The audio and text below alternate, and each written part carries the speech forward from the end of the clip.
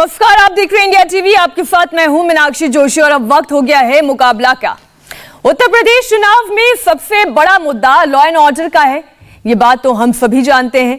BJP अक्सर Samajwadi party के प्रत्याशियों पर गुंडों वाली बोली का आरोप लगाती है, लेकिन आज बीजेपी के एक एमएलए और सरधना से प्रत्याशी संगीत सोम का एक वीडियो वायरल हो रहा है और इस वीडियो में वो कहते हैं कि हम ठोको सरकार हैं और अब केवल 25% गुंडे ठोकने के लिए बाकी बचे हैं।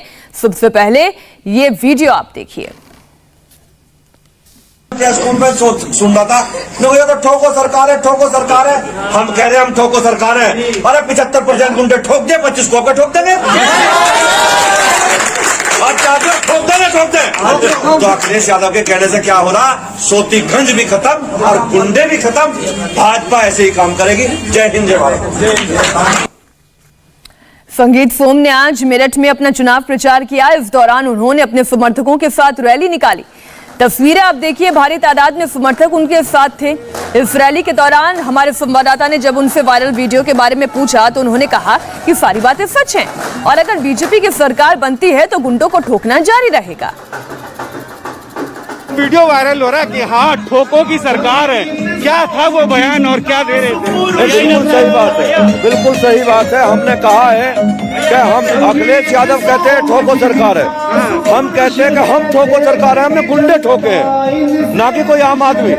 गुंडे ठोके और जो बचे उन्हें ठोकेंगे आने वाले समय में। क्या बुराई है इसमें? इस बयान को लेके अखिलेश यादव बार बार कह रहे हैं कि एक सीएम को ऐसा नहीं बोलना चाहिए, ऐसी आपत्तिजनक बयानबाजी नहीं होनी चाहिए चुनाव प्रचार में। देखिए अखिलेश यादव जी क्या कहते हैं, क्या करते हैं, वो देख रहे हैं कि उनका जनाधार खत्म हो गया और जमानत जब्त होने जा रही है तो अनर्गल बात कर रहे हैं। भारतीय जनता पार्टी 350 सीटों के साथ भारतीय जनता पार्टी सरकार बना रही है। अखिलेश यादव बौखला गए, घर से निकलना बंद कर दिया। आप भी देख रहे हैं।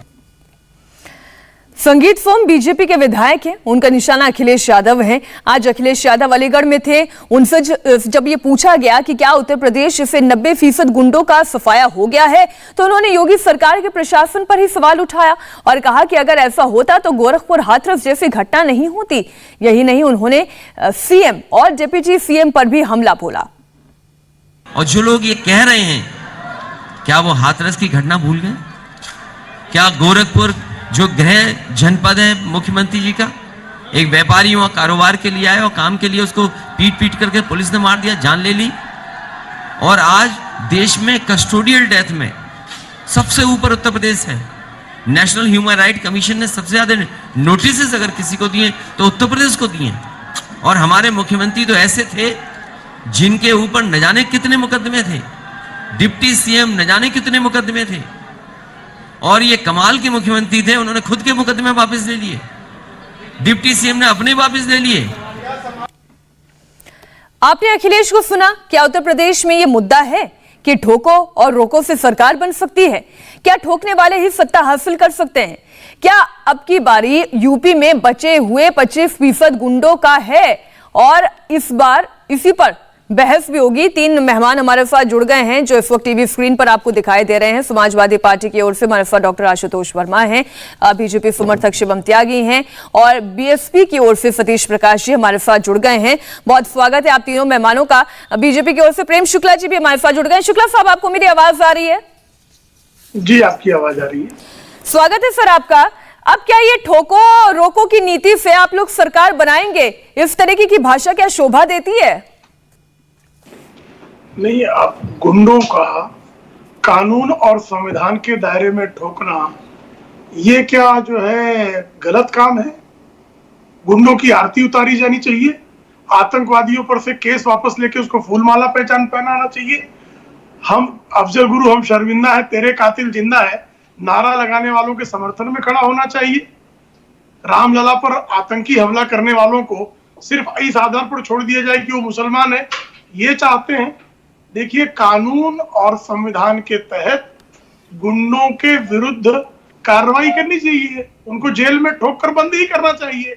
और अगर वो गोलियां चलाते हैं पुलिस अधिकारियों पर तो जवाबी कार्रवाई होनी ही चाहिए। नहीं, लेकिन शुक्ला साहब, अब तो देखिए ये कहते हैं ना योगी आदित्यनाथ जी कि हमने गुंडा राज खत्म कर दिया, माफियाओं को हमने जेल भेज दिया, तो ये संगीत सोम कौन से 25% की बात कर रहे हैं?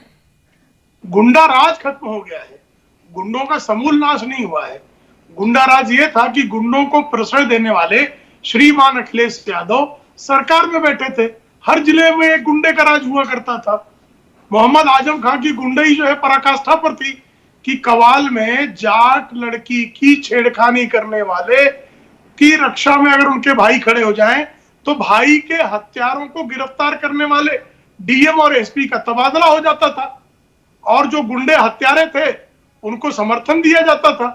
तो गुंडा राज खत्म हो गया है, लेकिन गुंडों के अभी कुछ लोग बाकी बचते हैं जो आज भी कह रहे हैं कि हम 80% हम 90,000 हैं, 24,000 को देख लेंगे। ऐसे आदिल चौधरियों को क्या कहा जाए, उनको गुंडा न कह के शरीफ कहा जाए। ठीक है आशुतोष वर्मा जी, संगीत फिल्म का पूरा बयान हमने आपको सुनाया। जब उनसे सफाई भी मांगी गई कि आप किस तरीके की भाषा का इस्तेमाल कर रहे हैं, तो वो ये कह रहे थे कि भाई हम तो गुंडे मवालियों को ठोक रहे हैं ना, हम दंगावादियों को ठोक रहे हैं, हम आम लोगों को थोड़ी ना ठोक रहे हैं। इस देश में और खासकर उत्तर प्रदेश के इतिहास में पहली बार एक ऐसा मुख्यमंत्री बना जिसके ऊपर गंभीर धाराओं पे अपराध संज्ञान में लिए गए थे। और संगीत सोम जो है उसके तो अनुयायी हैं। संगीत सोम कौन है? संगीत सोम वो व्यक्ति हैं जो मुजफ्फरनगर में भड़काऊ दंगा और बलवा कराने के आरोप में सितंबर 2013 में उरई जेल में गए थे माननीय उच्चतम न्यायालय के आदेश पे। कोई ऐसे वैसे व्यक्ति नहीं है। इन पे जो है आईपीसी के 188, 353, 147, 148, 420, 153A, 120B और 341 धाराएं हैं।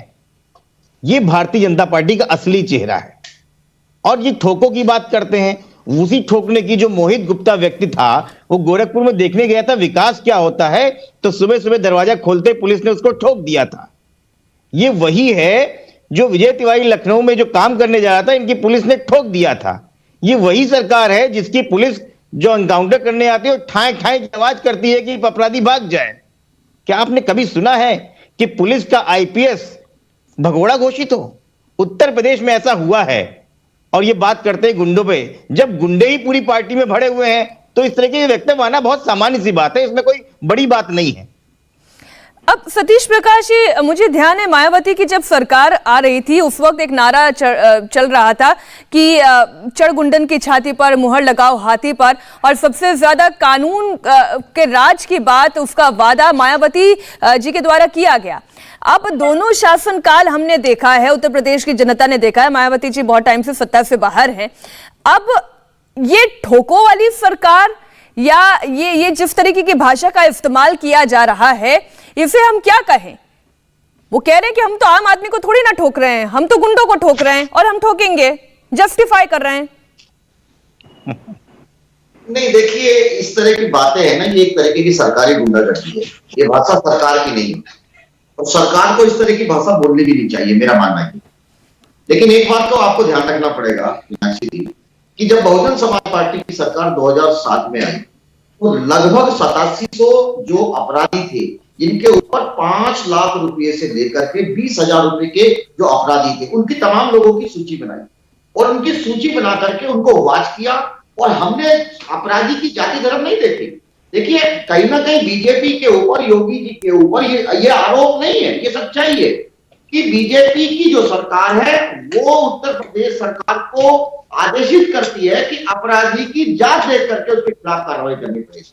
जब आपने हाथरस की बेटी के साथ बलात्कार होता है और बलात्कार करने वाले योगी जी की जात के लोग होते हैं, तमाम लोग ये उम्मीद कर रहे थे कि शायद योगी पुलिस इनको भी ठोक देगी, लेकिन उनको ठोका नहीं गया। बाकायदा बीजेपी के तमाम लीडर्स उनके पक्ष में बयानबाजी किया, उनको बचाने के लिए आ गए।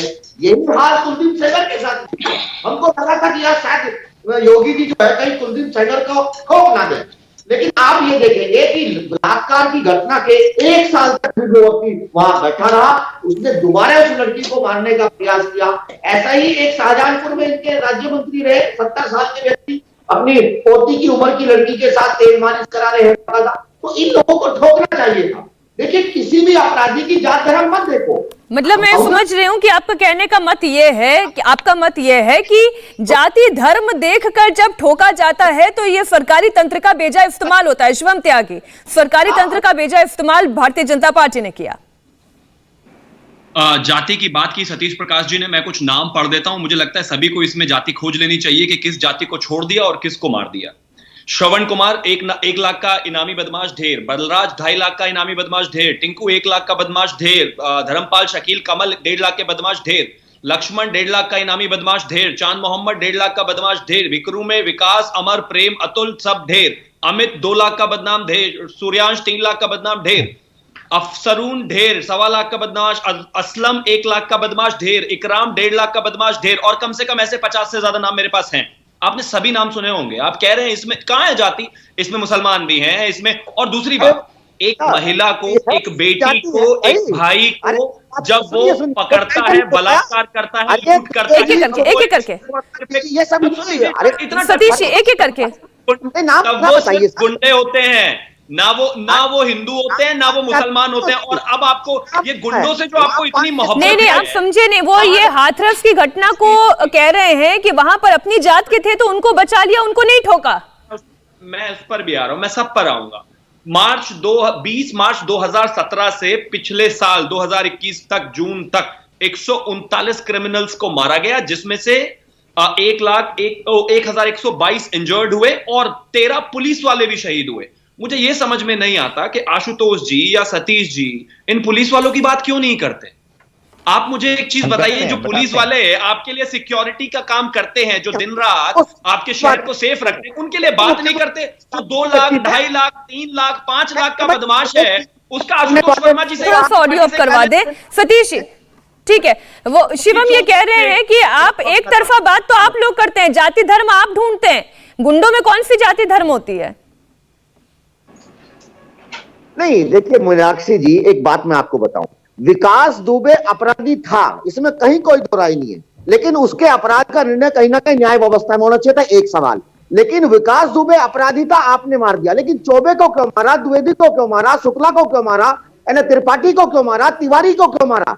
ये ब्राह्मण महासभा कह रही है कि जब से योगी जी की सरकार आई है 1248 ब्राह्मणों की हत्या की, तो ये सवाल बना रहेगा। देखिए हम कहते हैं कि अपराधियों के खिलाफ कार्रवाई करो, चाहे वो किसी भी जाति का हो, किसी भी धर्म का हो। सरकार की ये नैतिक जिम्मेदारी है कि ऐसे अपराधियों के खिलाफ कठोर से कठोर कार्रवाई करे। और यदि सतीश अपराधी भागने की कोशिश करे तो फिर पुलिस को क्या करना चाहिए? आप तो पुलिसिया कार्रवाई पर सवाल उठा रहे हैं। देखिए, आप मुझे बताइए कि उत्तर प्रदेश सरकार का पिछले 5 साल का कन्वेक्शन रेट घटा है, मुकदमों का कन्वेक्शन रेट घट रहा है। इसका मतलब सरकार के काम जो है, जो अपराधियों के खिलाफ जो साक्ष्य जुटाने थे, उन मुकदमे में वो बरी हो रहे हैं। आप देखिए, जाति देख करके, अगर आप मुझे ये बताइए शिवम जी कि काशी से तो प्रधानमंत्री जी भी आते हैं ना, वहां के एक नामचीन बदमाश को बीजेपी बाकायदा वहां का एमएलसी बना देती है, ये भी एक सवाल रहेगा ना। तो ये सारी चीजें हैं, और कहीं ना कहीं इन सारी घटनाओं को देख करके समाज के अंदर एक वैमनस्य पैदा होता है। ये सरकार के काम नहीं है, और सरकार को ये ठोको या ठोकने की जो नीति है, ये किसी भी लीडर की वैसे इस बात का जवाब तो मैं प्रेम शुक्ला जी से लेना चाहूंगी। मैं आऊंगी शिवम जी आपके पास, लेकिन प्रेम शुक्ला जी, ये तो हम भी सुन रहे हैं कि मुख्तार अंसारी के कोई करीबी हैं जिन्हें टिकट दिलवाने के लिए बीजेपी के ही नेता पिच कर रहे हैं। पूर्वांचल में ये भी स्थिति है, कहानी ये भी है। देखिए, ऐसा कोई नेता नहीं है, ऐसा कोई पिच होने की बात नहीं है। अगर कोई है तो उसका नाम बताइए। मुख्तार अंसारी या किसी भी अपराधी के संपर्क का कोई व्यक्ति जो है भारतीय जनता पार्टी का प्रत्याशी नहीं हो सकता। एक बात।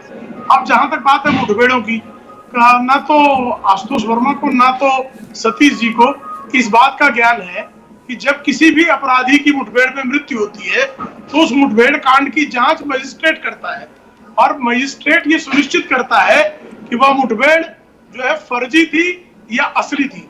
किसी भी मुठभेड़ में, यहां तक कि विकास दुबे की मुठभेड़ में, जिसकी जांच सर्वोच्च न्यायालय द्वारा अपॉइंटेड रिटायर्ड जज ने की, उन्होंने भी पाया कि उस मुठभेड़ में किसी प्रकार की कोई खामी नहीं रही है। तो जब न्यायपालिका कह रही है कि मुठभेड़ सही है, तो अपराधियों के आका अखिलेश सिंह यादव इतने क्यों चिल्ला रहे हैं? और सतीश जी, जरा मुझे बताइएगा, मुख्तार अंसारी को एमएलए बसपा ने क्यों बनाया था? क्योंकि बहुत शरीफ आदमी था वो। और जिन आशुतोष जी से मैं इस पर जवाब ले लेती हूँ। और मुख्तार अंसारी को लेकर तो सतीश जी, आरोप लगता है आप पर कि मुख्तार अंसारी को काला भूसा आपने बड़ा करने का काम किया समाजवादी पार्टी ने। आशुतोष जी से मैं जवाब ले लेती हूँ। आशुतोष जी बोले। मीनाक्षी जी, मेरी बात पूरी कर लेने दें। अच्छा एक मिनट, एक मिनट आशुतोष जी, प्रेम शुक्ला जी की बस 10 सेकंड की बात रह गई है, बोलिए। देखिए, जिन श्रीमान मुलायम सिंह यादव के संकेत पर हाँ। उमाकांत ने आदरणीय मायावती जी का वस्त्र हरण करने का प्रयास किया था, धन लेकर उन उमाकांत को भी बसपा का विधायक बना दिया गया था। ये कौन सी नैतिकता है, जरा बताइएगा। ठीक है आशुतोष जी, अब जवाब दें, 2 आरोप लगा दिए। देखिए, एक तो मेरा घोर विरोध है कि जिस तरीके से भारतीय जनता पार्टी ने ये व्यक्त यूज किया है कि अपराधियों की आका, तो पहले इस बात को वापस ले, पहले इस बात को समझे और क्या बोल रहे हैं। कुछ भी अनर्गल बोलना, एक मैं आपके बीच में नहीं बोल रहा हूं मीनाक्षी जी, तो मुझे लगता है इनकी आवाज बंद की जाए। नहीं, वो वैसे भी क्लियर नहीं आ पा रही है। आशुतोष जी अपनी बात रखें। तो रही बात, देखिए ये बड़ा अजीब सा है कि भारतीय जनता पार्टी के प्रवक्ता और प्रेम शुक्ला जी अब सुने ना, आपने सवाल पूछा, उसका जवाब सुने। सुन लीजिए प्रेम शुक्ला जी, सुन लीजिए, सुनना भी एक बहुत बड़ी चीज होती है। तो जिस तरीके से भारतीय जनता पार्टी के प्रवक्ता और बीजेपी के समर्थक बैठ के इस तरह की बातें बता रहे हैं, और वो एक खास लोगों को नाम बता रहे हैं कि देखिए हमने कब कहा है आपने इनको छोड़ दिया है, और अच्छा किया आपने मारा।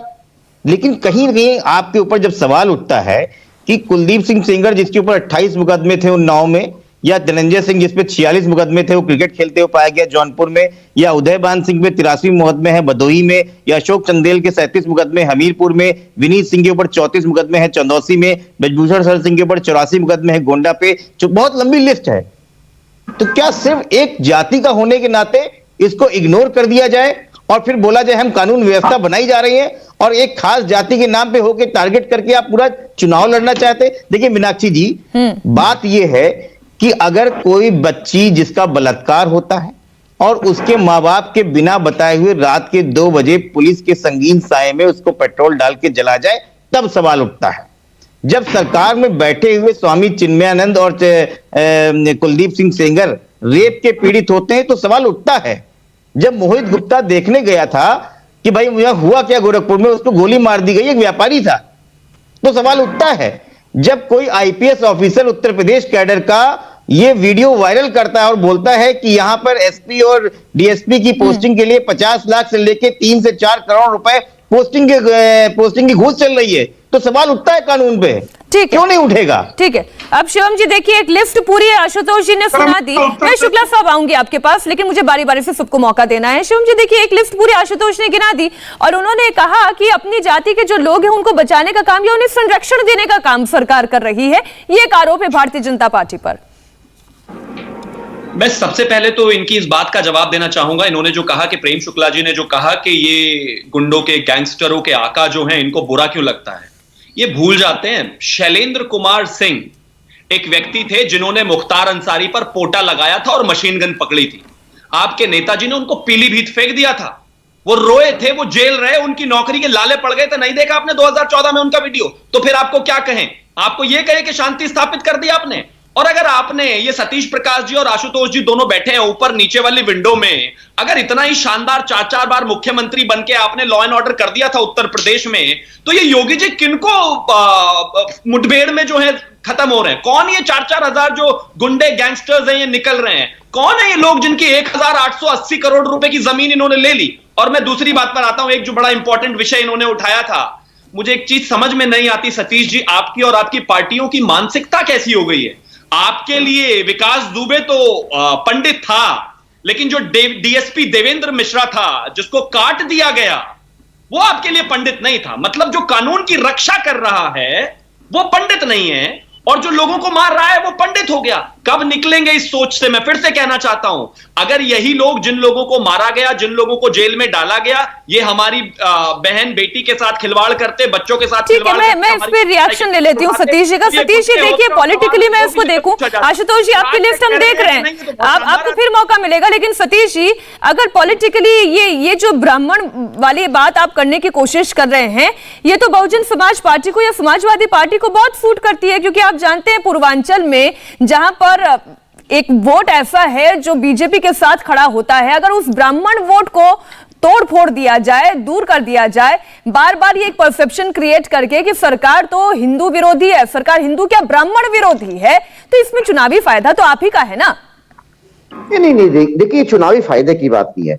एक ब्राह्मण से ब्राह्मण को मरवाना कहीं ना कहीं अपराध है, ये इसको मान लीजिए आप। ये अरे सरकारें ब्राह्मण क्या से कर रही ब्राह्मण है? मरवाना सर, एक अपराधी मरवाना पुलिस के हाथों, अब आप इसे इस तरीके से अगर रखें तो ज्यादा बेहतर नहीं होगा? अरे कैसी तुच्छ मानसिकता की बात है ये, मतलब ब्राह्मण हो एक मिनट शिवम जी, मैं सतीश जी से जवाब ले रही हूँ। सतीश जी, देखिए, खुशी दुबे का अपराध ये था कि वो ब्राह्मण की बेटी थी, नाबालिग थी, उसकी शादी होती है, 3 दिन उसका पति अगर आपराधिक रिकॉर्ड है तो सजा खुशी दुबे को क्यों दे भाई? वो जेल में क्यों डालना, क्या बताइए ना। 3 दिन में कोई लड़की ससुराल में आकर के उसने कितनी अपराध के पाठ पढ़ा लिए थे, ये बताइए ना। हम जिस भारतीय परिवेश में रहते हैं उसमें लड़कियां पति नहीं चुनती, कहीं ना कहीं पिता ने चुना होगा ना।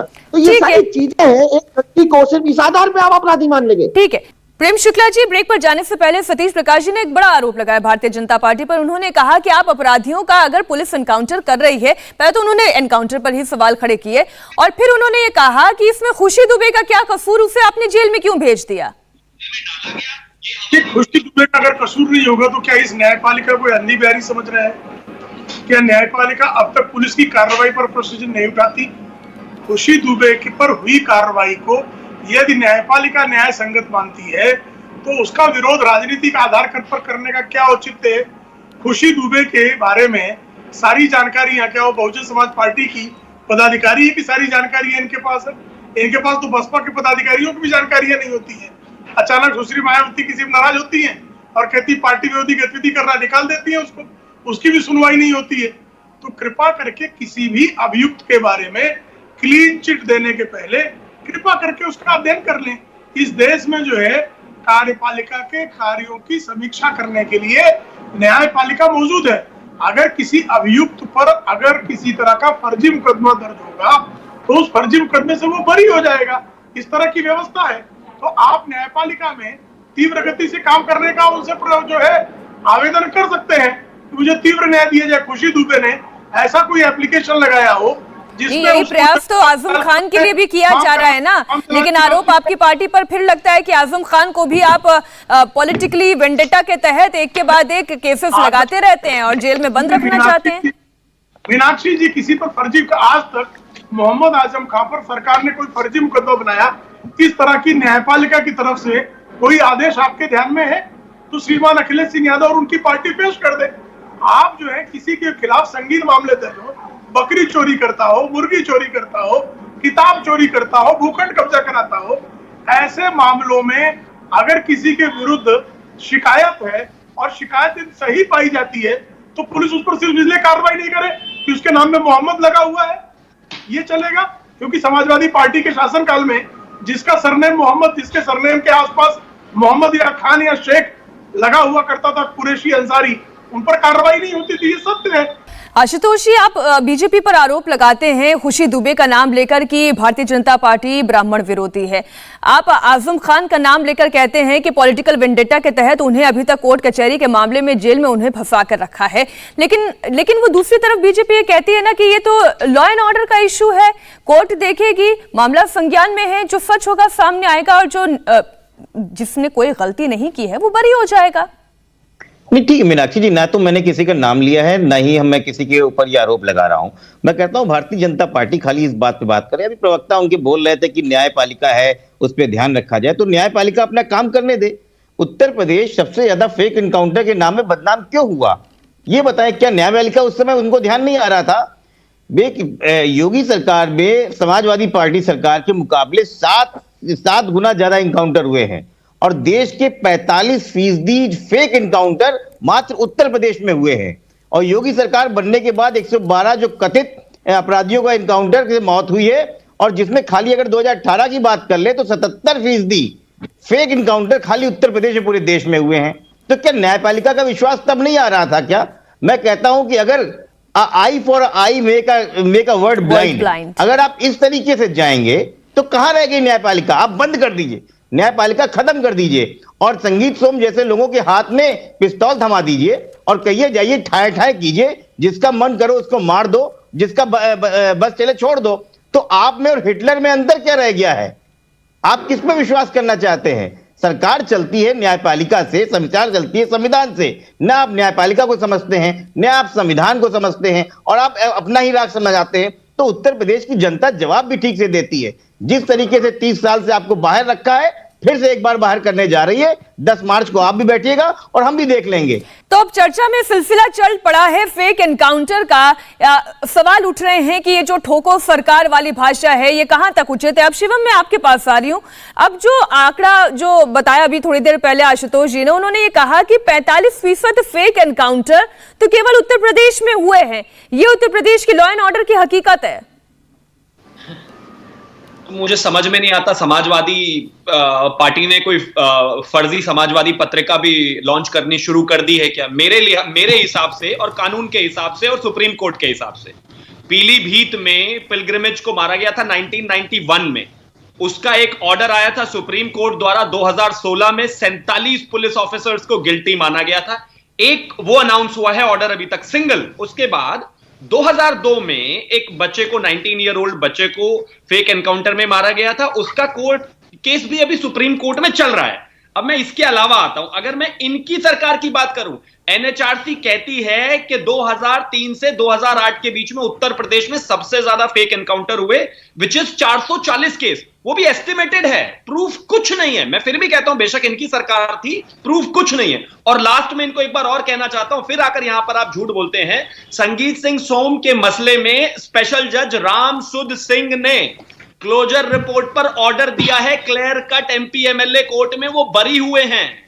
आप टीवी पर बैठकर रोज रोज झूठ बोलते हैं और मुझे समझ में नहीं आता कि ये जो फेक एनकाउंटर की थियरी है, मीनाक्षी जी पूछिए इन्होंने कहां से डेटा उठाया है और कोई एक कन्विक्शन हो तो। और एनएचआरसी ने जो एक सारी जुडिशियल मैजिस्ट्रेटियल इंक्वायरी इनकी हुई है, हर एक बेंच में 4 में से 3 जजेस इंक्वायरी करते हैं। अभी तक कोई भी केस फर्जी नहीं पाया गया है। हाँ, समाजवादी के ऑफिस में जरूर ऐसा हो सकता है कि इसको फर्जी एनकाउंटर बता दीजिए। गुंडों के मारोगे तो फेक एनकाउंटर है, पॉकेट मारो को मारोगे तो फेक एनकाउंटर है, पुलिस वाले पे जो गोली चलाएगा उसको मारोगे तो फेक एनकाउंटर है, 5 लाख का इनामी बदमाश को मारोगे तो फेक एनकाउंटर। मीनाक्षी जी हो गया हो तो मैं बोलूं? वो गुंडे हैं, ठीक है, जवाब लेते हैं ना शिवम। बलात्कारी हैं, उनको नहीं छोड़ना चाहिए। ठीक है, एक मिनट मीनाक्षी, देखिए सबसे पहले मैं आपके चैनल के माध्यम से और रजत शर्मा जी से एक निवेदन करता हूं। मैं माफी के साथ आपको आशुतोष जी बीच में रोकना चाह रही हूँ। बहुत माफी के साथ इस वक्त हैदराबाद में संत रामानुजाचार्य की प्रतिमा स्टैच्यू ऑफ इक्वालिटी का उद्घाटन करने के लिए प्रधानमंत्री नरेंद्र मोदी पहुंच गए हैं। हम आपको सीधी तस्वीरें दिखा रहे हैं हैदराबाद से। 216 फीट ऊंची संत रामानुजाचार्य की ये प्रतिमा है जिसका आज अनावरण किया जाएगा। स्टैच्यू ऑफ इक्वालिटी इसे नाम दिया गया है। ये तस्वीरें आप देख रही हैं सीधे हैदराबाद से। पंचम्यां शुभतिथौ स्थिरवासरे शुभवासरे उत्तराभाद्र नक्षत्र युक्तायां शुभयोग शुभकरण इष्टायां अस्यां शुभतिथौ अस्य श्री भगवतो देवदेवोत्तमस्य श्रीमदखिलाण्डकोटि ब्रह्माण्ड नायकस्य देवदेवस्य जगत्कुटुम्बिनः जगद्रक्षणार्थमवतीर्णस्य श्री सीता लक्ष्मण हनुमत्समेत श्री रामचंद्र स्वामिनः कृपया श्रीमद्वेदमार्ग प्रतिष्ठापनाचार्याणाम् उभय वेदांत प्रवर्तकाचार्याणाम् श्रीमत्परमहंस परिव्राजकाचार्याणाम् श्री श्री श्री त्रिदण्डिचिन श्रीमन्नारायण रामानुजय्यर स्वामी श्रीचरणानाम् तो स्टैच्यू ऑफ इक्वालिटी संत रामानुजाचार्य की 216 फीट ऊंची प्रतिमा का आज अनावरण किया जाएगा। उससे पहले की पूजा पाठ की तस्वीरें हम आपको दिखा रहे थे। जी आशुतोष जी, आप अपनी बात पूरी करें। तो मैं ये कह रहा था कि मैं इंडिया टीवी के माध्यम से रजत शर्मा जी से कहूंगा, निष्पक्ष पत्रकारों की बिल्कुल कमी नहीं है। इसलिए बीजेपी को डिफेंड करने के लिए अगर बीजेपी समर्थक लिखना पड़े तो ये बड़ी अपने आप में आफत है। तो इस तरीके से लोगों को ना बैठा लिए। बहुत पत्रकार है, बहुत निष्पक्षता है, आप खुद इतनी निष्पक्ष पत्रकार है और मैं इस चैनल को बहुत निष्पक्ष मानता हूं। तो ये जिस तरीके से बातें कर रहे हैं, कहां से समाजवादी पार्टी के, अरे भाई क्या ये गलत नहीं है कि भारतीय जनता पार्टी के संगीत सोम उरई जेल में नहीं रहे थे, मुजफ्फरनगर कांड में नहीं रहे थे, और एमपी एमएलए कोर्ट की तो हालात ये रहे हैं कि मुख्यमंत्री ने अपने ऊपर के सारे केस हटा लिए हैं। और क्या ये एनसीआरबी के लॉ एंड ऑर्डर की रिपोर्ट नहीं है? ना हो तो आप गूगल कीजिए, ना हो तो आप मंगवा लीजिए कि 2012 और में जो 33,824 दंगे हुए थे उत्तर प्रदेश में, उसके मुकाबले 2017 में 64,450 दंगे हुए थे। 2013 में 38,779 दंगे हुए थे या बलवे हुए थे। 2018 में 65,155 दंगे हुए थे। 2014 में 41,889 और 2019 में 55,519। 2015 में 40,613 और 2020 में 51,983, जबकि कोविड शुरू हो गया था तब। अरे क्या हालत बना दी उत्तर प्रदेश में आपने। अच्छा, आप ये कहना चाह रहे हैं कि कोविड काल में भी दंगे हुए हैं शिवम, कोविड काल में भी दंगे हुए हैं, वो तो ये कह रहे हैं, और एक बड़ा आंकड़ा वो जो है जनता के सामने प्रस्तुत कर रहे हैं। आजू मैं सतीश जी आपके पास, अब आप ही के पास आऊंगी। मीनाक्षी जी, मैं सिर्फ इतना कहना चाहता हूं कि जेल में रहने वाला कब से आरोपी साबित हो गया। आशुतोष जी, ये आपका आईक्यू लेवल है, आप लोगों से रिक्वेस्ट मत कीजिए ना, आप मुझे डेटा पर काउंटर कीजिए। मैं कहता हूं फेक एनकाउंटर हुआ है या नहीं हुआ है, ये इस देश की कोर्ट तय करती है।